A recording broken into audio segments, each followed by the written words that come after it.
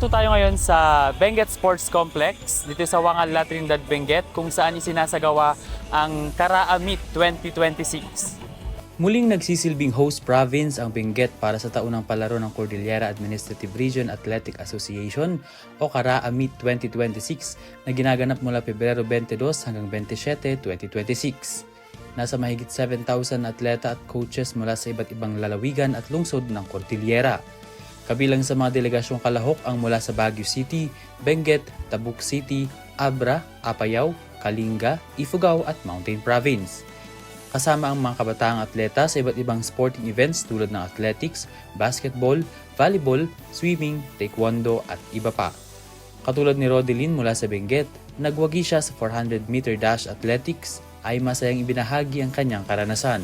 May halong takot pero hinaban ko ang Benguet. Worth it yung pagod ko. Ayon naman sa kanyang coach na si Rolando, masaya siya sa naging resulta dahil nagbunga umano ang kanilang training at paghahanda. Kailangan natin yung discipline at the same time, encouragement para sa mga athletes at saka yung mga may patakaran kasi kami na dapat sundin. I'm very happy for them. Proud din. Yes, I'm very proud of them kasi nag-first naman sila. Sana hindi sila magbago, continue pa rin or pagpatuloy yung mga trainings, yung mga nasimulan namin.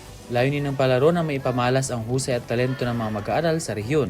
Gayon din na ipapakita ang pagkakaisa at sportsmanship sa Cordillera. Ayon sa mga organizer, mahigpit na ipinatutupad ang seguridad at maayos na daloy ng mga aktibidad upang matiyak ang kaligtasan ng lahat. In any case, kapag mayroong mga incidents in our playing venues, our event management team are ready to assist kasi in every playing venue may mga medics po tayo na to attend to our learner athletes na kunwari may injury or may mga nahihilo.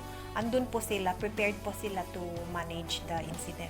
Ang Karaa Meet ay taunang palaro upang matukoy ang mga atletang kakatawan sa rehiyon para sa palarong pambansa.